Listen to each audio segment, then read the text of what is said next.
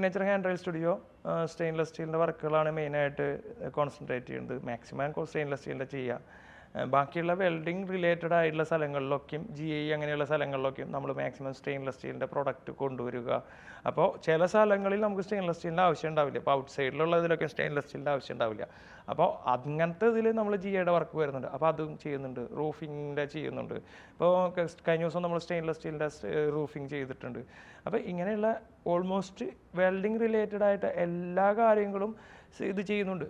Signature hand rail ചെയ്യുന്നുണ്ട്. Profile വെച്ചിട്ടുള്ള construction വർക്കുകളിലേക്ക് signature നീങ്ങുന്നുണ്ട്.